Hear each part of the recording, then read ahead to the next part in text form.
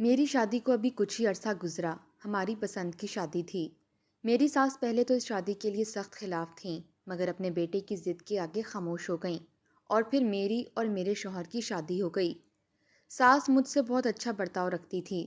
میری ساس کے انکار کی وجہ سے میرے دل میں بہت سارے خدشات تھے کہ پتہ نہیں وہ مجھ سے کیسا برتاؤ کرے گی، مجھے بہو کی حیثیت سے قبول کرے گی یا نہیں۔ میری شادی کے بعد میرے سارے خدشات ختم ہو گئے۔ میری ساس مجھ سے بہت اچھے سے پیش آتی۔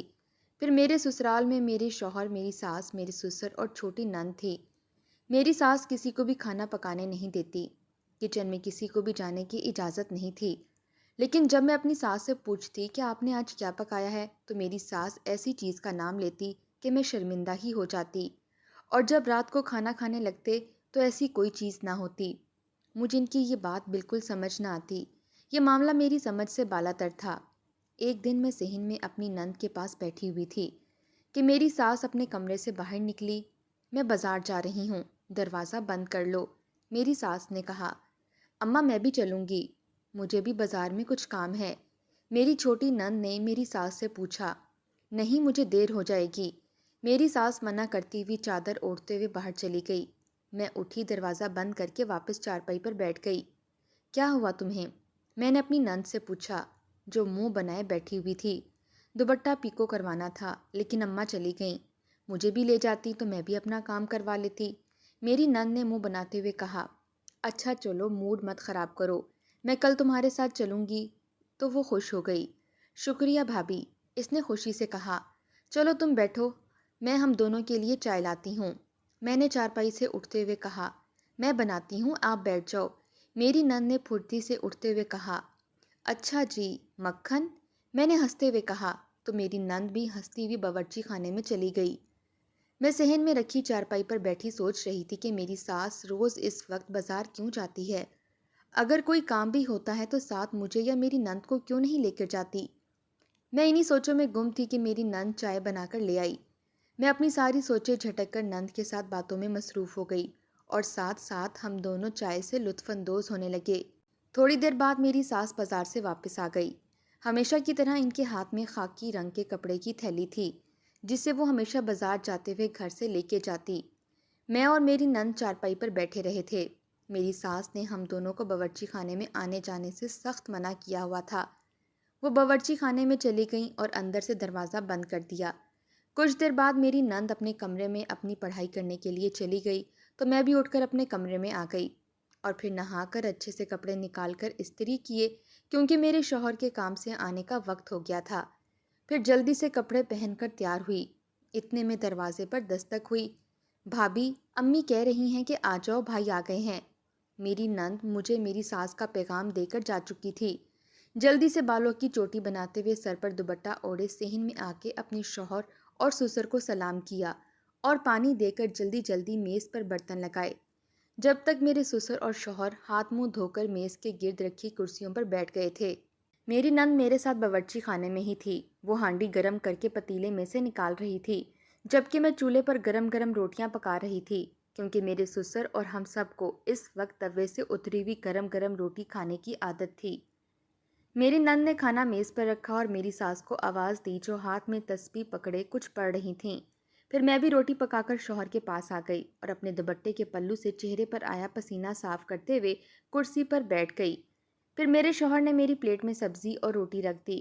میں نے بھی کھانا شروع کر دیا، اور پھر کھانے کے بعد سب برتن سمیٹ کر باورچی خانے میں لے گئی اور چولہے پر چائے چڑھا دی۔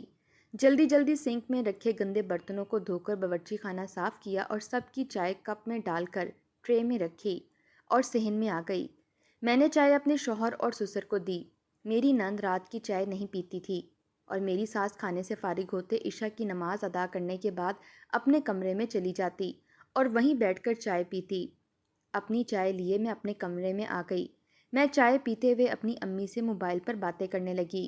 رات کو فارغ ہوتی تو امی کال کر لیتی، پھر میں بھی کال کر لیتی۔ میرے شوہر کمرے میں آئے تو آتے ہی بلا وجہ غصہ کرنا شروع کر دیا۔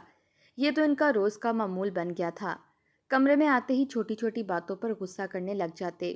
نہ جانے کس بات کا غصہ آتا، میں تو سمجھ نہیں سکی۔ میں بھی سنا انسنا کرتے ہوئے اپنی امی سے باتوں میں لگی رہی، تو وہ بھی خاموشی سے جا کر بستر پر لیٹ گئے۔ یہ سب معمول رہنے لگا تھا۔ اب تو شادی سے پہلے کے سارے وعدے ڈھیر ہو کر رہ گئے تھے۔ سب کا رویہ بہت اچھا تھا سوائے میرے شوہر کے۔ شادی کے بعد چند مہینے ہی خوش اسلوبی سے گزرے تھے۔ اس کے بعد میرا شوہر بہت چڑچڑے ہو گئے تھے۔ ہر بات پر غصہ کرنا، بات بات پر بحث کرنا۔ امی کو بتاتی تو وہ کہتی صبر کرو، شادی کے شروع میں ایسا ہوتا ہے، بعد میں آہستہ آہستہ سب ٹھیک ہو جائے گا۔ میں اس وقت کے انتظار میں تھی کب سب ٹھیک ہو جائے گا۔ ہماری لڑائی جھگڑے کا میرے سسرال میں کسی کو بھی علم نہیں ہوتا تھا۔ میری نند تو ہر وقت کہتی کہ ہم دونوں اس دنیا کے سب سے پرفیکٹ کپل ہیں، اور میں بس مسکراتی۔ میں انہی کی باتوں کو سوچتی، نہ جانے کب میری آنکھ لگ گئی۔ اٹھ کر معمول کی کام میں مگن ہو گئی۔ جلدی جلدی ناشتہ بنا کر سب کو دیا، پھر شوہر اور سسر کام پر نکل گئے۔ نند کالج اور میں ناشتے کے برتن اٹھا کر باورچی خانے میں لے آئی اور دھونے میں مصروف ہو گئی۔ برتن دھو کر باورچی خانہ صاف کرتے ہوئے کمرے میں جانے لگی تو دیکھا میری ساس کسی سے فون پر بات کر رہی تھی۔ اس سے پہلے کہ میں ان کی بات سنتی، ان کی نظر مجھ پر پڑی۔ میری ساس گھبرا سی گئی اور ان کے ہاتھ سے فون گر گیا۔ تم یہاں کیا کر رہی ہو؟ میری ساس نے مجھے بازو سے پکڑتے ہوئے غصے سے پوچھا تو میں گھبرا گئی۔ میں تو بس اپنے کمرے میں جا رہی ہوں، میں نے ہکلاتے ہوئے بامشکل کہا۔ آئندہ میرے بنا اجازت کے کمرے میں نہ آنا اور نہ ہی بنا کسی کام کے کمرے کے آس پاس کھڑی ہونا۔ میری ساس نے کمرے کا دروازہ میرے منہ پر بند کر دیا۔ میں پہلے اتنا گھبرا گئی تھی کہ فوراً بھاگی بھاگی اپنے کمرے میں پہنچی، گہرے گہرے سانس لینے لگی۔ میری ساس نے میرا بازو اتنی زور سے پکڑا تھا کہ اب تک میرا بازو درد کر رہا تھا۔ میں نے اپنا بازو سہلایا اور کمرے میں رکھے جگ سے پانی نکالتے ہوئے پانی پیا۔ مجھے سمجھ نہیں آ رہا تھا کہ میری ساس ایسی کیا بات کر رہی تھی کہ صرف میرے وہاں آنے پر اتنا غصہ آ گیا۔ انہوں نے آج تک مجھ سے اس لہجے میں بات نہیں کی تھی، اور آج مجھے وہ کوئی اور ہی لگ رہی تھی۔ ان کے غصے سے لال ہوتی آنکھیں بار بار میری آنکھوں کے سامنے آ رہی تھیں۔ میں بہت ڈر گئی تھی کیونکہ مجھ سے ایسے لہجے میں کبھی میرے گھر والوں نے بھی بات نہیں کی تھی۔ میری نند کالج سے آتے ہی میرے کمرے میں آ گئی اور کہا، کیا ہوا بھابھی، آج آپ اس وقت اپنے کمرے میں ہی ہیں؟ میری نند نے میرے پاس بیٹھتے ہوئے پوچھا۔ کچھ نہیں، طبیعت ٹھیک نہیں لگ رہی تھی، اس لیے آ گئی، میں نے بہانہ بناتے ہوئے کہا۔ کیا ہوا طبیعت کو؟ میری نند نے فکر مندی سے میرا ماتھا چھوتے ہوئے پوچھا۔ بخار ہو رہا ہے آپ کو تو؟ میری نند نے فکر مندی سے کہا، بس موسمی بخار ہے، ابھی دوا لے کر سو جاؤں گی تو شام تک ٹھیک ہو جاؤں گی، میں نے مسکراتے ہوئے کہا۔ تو مجھے دراز سے پیناڈول نکال کر پانی کے ساتھ دیتی ہوئی وہ کمرے سے چلی گئی۔ میں بھی تھوڑی دیر آنکھیں بند کر کے لیٹی ہوئی تھی، دل ڈر چکا تھا۔ میرے شوہر اور سسر کے آنے کا بھی وقت ہو گیا تھا۔ میں اٹھی اور نہا دھو کر تیار ہوئی اور نیچے چلی گئی۔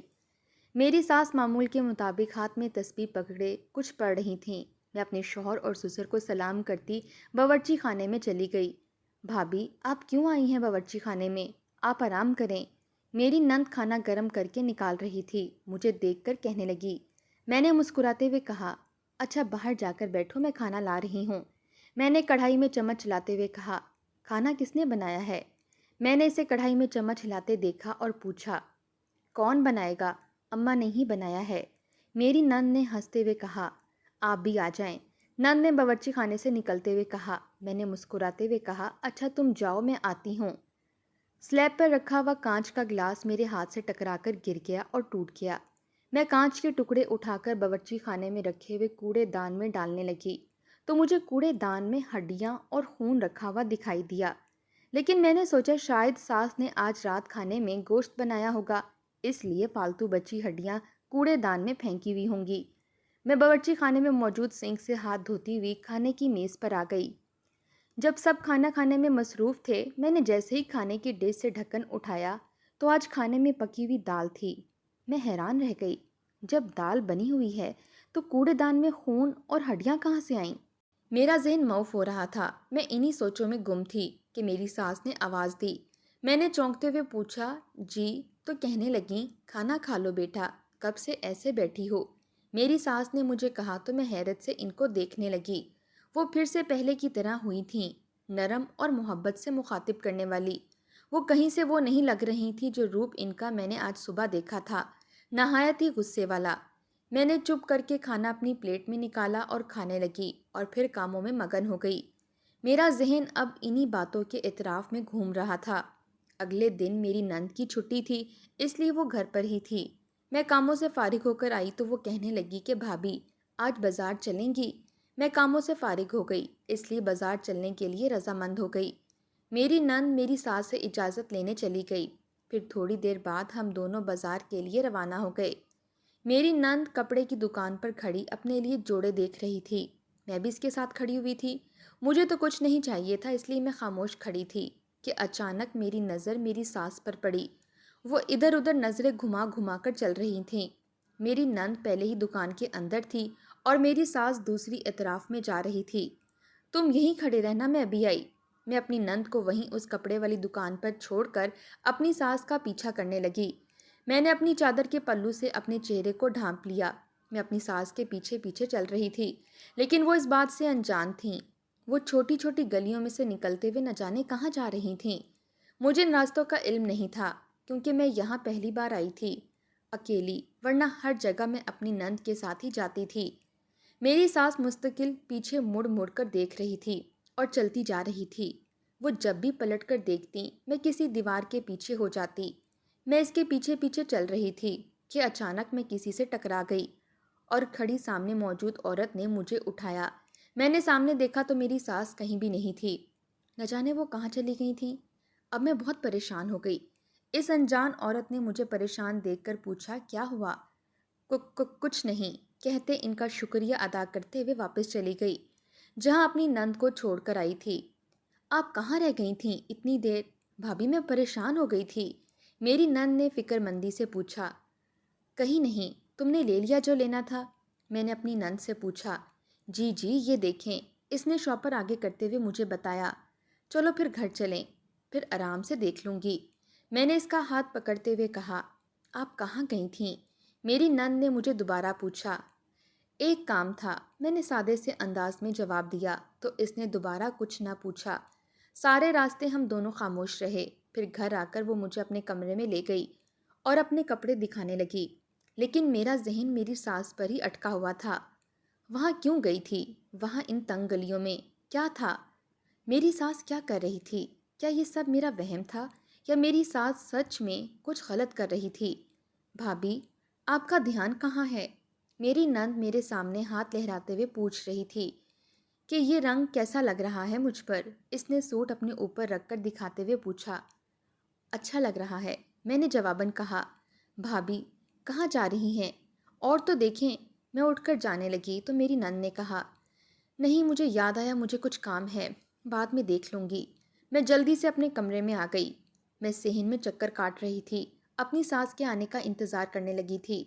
میری ساس آئی تو ان کے ہاتھ میں ہمیشہ کی طرح خاکی رنگ کے کپڑے کی تھیلی تھی۔ میں جان بوجھ کر ان کے آتے ہی ان سے ٹکرا گئی اور ہم دونوں گر پڑے۔ میرا ارادہ تھا کہ ان کے گرتے ہی میں جلدی سے تھیلی اٹھا کر دیکھ لوں گی اس میں کیا ہے، لیکن میں جیسے ہی پکڑنے لگی انہوں نے میرے ہاتھ سے کھینچ لیا اور اٹھ کھڑی ہوئیں۔ اندھی ہو گئی ہو؟ انہوں نے غصے سے پوچھا۔ سوری، میں جلدی میں تھی، مجھے آپ نظر نہیں آئیں، میں نے جواباً کہا۔ اتنے میں آواز سن کر میری نند بھی صحن میں آ گئی۔ امی کیوں غصہ ہو رہی ہیں بھابھی پر؟ میری نند نے پوچھا تو میری ساس اسے بھی غصے سے جھڑکتے ہوئے باورچی خانے میں چلی گئی۔ میری نظر ان کے ہاتھ میں موجود تھیلی پر تھی، جس میں سے ہلکا ہلکا خون جھلک رہا تھا، یا شاید مجھے ایسا لگ رہا تھا۔ امی کو کیا ہو گیا ہے؟ اتنے غصے میں ہیں؟ میری نند نے پوچھا تو میں نے کندھے اچکائے۔ کچھ ہی عرصے میں میری اور میری نند کی بہت اچھی دوستی ہو گئی تھی، کیونکہ مجھے بھی شروع سے ہی ایک چھوٹی بہن کی خواہش تھی اور میری نند کو بڑی بہن کی، اور یوں ہم نے ایک دوسرے کو اپنی بہن، اپنی سہیلیاں بنا لیا۔ میں نے سوچا اسے بتا دوں، لیکن پھر میں خاموش رہی۔ پھر بھی جو بھی تھا، میرا اس کا ایسا رشتہ نہ تھا کہ جب وہ اس کی ماں بھی تھی۔ ہو سکتا ہے کہ وہ مجھے ہی غلط سمجھ لیتی، اس لیے میں نے اس سے کسی بات کا ذکر نہیں کیا۔ میں رات کو سونے کے لیے بستر پر لیٹی تو پھر سے سارے واقعات میری نظر کے سامنے رقص کرنے لگے۔ سارے واقعات کا ایک دوسرے سے کوئی تعلق تھا یا نہیں؟ کیا میری ساس میرے ساتھ کچھ غلط کر رہی تھی؟ تو کیا کر رہی تھی؟ یہ سب میرا وہم تھا؟ اگر وہ کچھ غلط کر رہی ہے تو مجھے اس کا علم نہیں تھا اور نہ ہی مجھے سمجھ آ رہا تھا۔ میں یہ کیسے معلوم کروں؟ میرا سر چکرا رہا تھا۔ میں نے اپنے سر کو اپنے ہاتھوں میں پکڑ لیا، اسے سہلاتے ہوئے سوچنے لگی۔ میرے شوہر سو رہے تھے۔ مجھے اس سب کے پیچھے راز جاننا تھا۔ کیا حقیقت تھی؟ مجھے ہر حال میں جاننا تھا۔ صبح ہوتے ہی کاموں میں ایسی مصروف ہوئی کہ سارا کچھ ذہن سے نکل گیا۔ شام کو میری ساس کھانا بنا کر فارغ ہوئی تو محلے سے ایک عورت ان سے ملنے آئی۔ میں چائے اور لوازمات کا انتظام لے کر ان کے پاس بیٹھی ہوئی تھی کہ مجھے اچانک یاد آیا کہ یہ سب سے اچھا موقع تھا سچ جاننے کا۔ میں اپنی ساس کی نظروں سے بچتی ہوئی باورچی خانے میں داخل ہوئی اور میں نے جلدی سے ہانڈی کا ڈھکن اٹھا کر دیکھا تو جان نکل گئی۔ سچ جاننے کا سارا بھوت سر سے اتر چکا تھا۔ میرے پیروں تلے سے زمین نکل گئی تھی، کیونکہ اس میں تو میری ساس نے حرام جانور کا گوشت پکایا ہوا تھا۔ میرا اس کو دیکھ کر ہی دل خراب ہونے لگا۔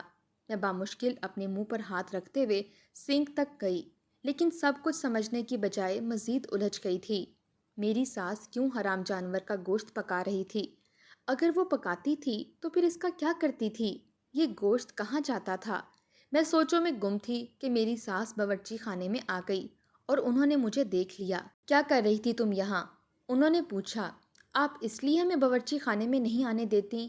یوں حرام جانوروں کا گوشت پکاتی ہیں؟ میں نے اپنی ساس سے کہا تو انہوں نے میرے چہرے پر تھپڑ مار دیا اور اپنی حرکت پر شرمسار ہونے کی بجائے ہنسنے لگیں۔ چلو اب تمہیں پتہ ہی چل گیا ہے نا، تو یہ بھی بتا دیتی ہوں کہ کیوں میں حرام جانوروں کا گوشت پکاتی ہوں اور پکانے کے بعد اس کا کیا کرتی ہوں۔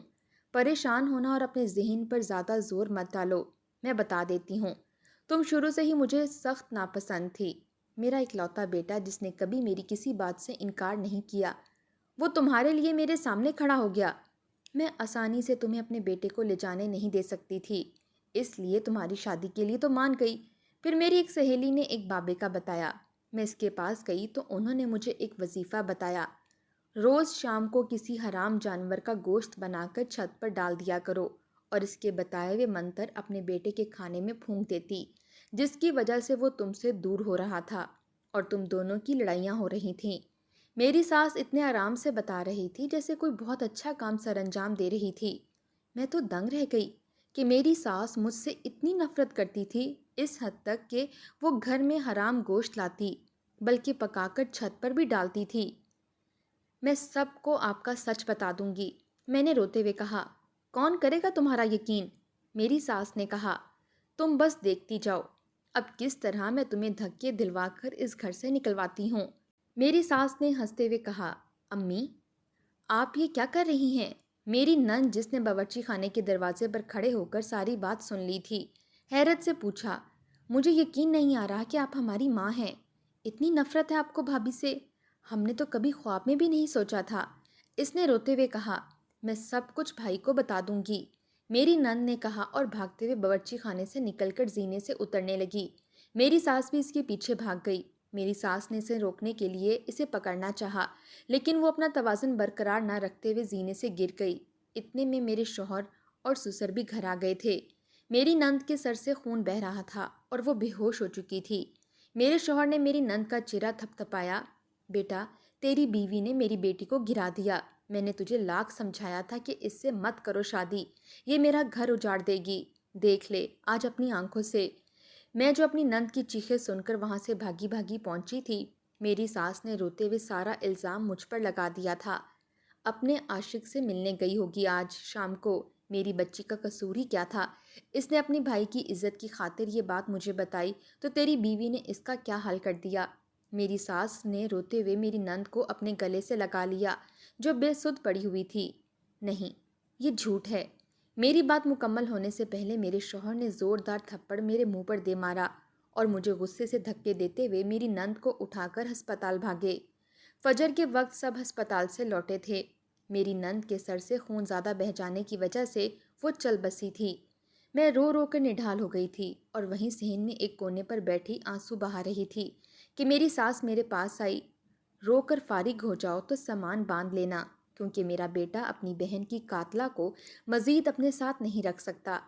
میری ساس نے کہا تو میں حیرت سے انہیں دیکھنے لگی۔ کیا کسی ماں کا دل اتنا بڑا ہو سکتا ہے کہ اپنی جوان بیٹی کی موت کے دکھ سے زیادہ انہیں اپنی جیت کی خوشی ہو؟ وہ میری بیٹی نہیں تھی، اس لیے مجھے اس کے مرنے سے کوئی دکھ نہیں پہنچا۔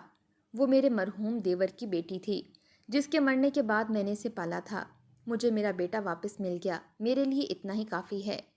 میں حیران تھی، انسان کو اتنے عرصے میں بے جان چیزوں سے بھی انسیت ہو جاتی ہے، اور وہ پھر بھی ایک جیتی جاگتی انسان تھی۔ میرے شوہر تدفین کے بعد گھر آیا تو میری ساس نے میرے شوہر کو کہا کہ وہ اپنی بیٹی کی قاتلہ کو گھر میں برداشت نہیں کر سکتی، وہ مجھے طلاق دے کر ابھی کے ابھی گھر سے نکال دے۔ میرا تو دل مانو کسی نے مٹھی میں لے لیا ہو۔ میں تمہیں طلاق دیتا ہوں۔ سب اپنی اپنی جگہ پر ساکت رہ گئے۔ میں نے حیرت سے اپنے شوہر کو دیکھا، کیونکہ یہ جملہ میرے لیے میرے شوہر کی بجائے میری ساس کے سسر نے ادا کیا تھا۔ یہ آپ کیا کہہ رہے ہیں؟ میری ساس نے میرے سسر سے پوچھا۔ اماں، تمہیں شرم نہ آئی؟ تمہارا دل نہیں کانپا اس معصوم کی جان لیتے ہوئے؟ میرے شوہر نے روتے ہوئے کہا۔ میرے سسر نے میری ساس کو طلاق دے کر گھر سے نکال دیا تھا۔ میرے شوہر اور سسر کو میری نند نے مرنے سے پہلے ساری حقیقت بتا دی تھی۔ میرے شوہر نے مجھ سے معافی مانگی اور میری ساس جو مجھ سے سب کچھ چھین لینا چاہتی تھی وہ اکیلی رہ گئی اور در در بھٹکتی رہی۔ ایک روز ہمارے سامنے آئی تھی، وہ ہم سے ہاتھ جوڑ کر معافی مانگتی رہی۔ میرے شوہر نے اپنی ماں کو معاف کر دیا اور ان کو دوبارہ سے گھر لے آئے۔ کچھ عرصے پہلے ہی میرے سسر کا انتقال ہو گیا تھا، اس لیے میری ساس کو ہمارے گھر میں رہنے میں کوئی پریشانی نہیں تھی۔ آج میرے 3 بچے ہیں۔ میری ساس ان کے ساتھ خوش رہتی ہے۔ وہ اکثر میرے سامنے اپنے کیے پر شرمندہ بھی ہوتی ہے۔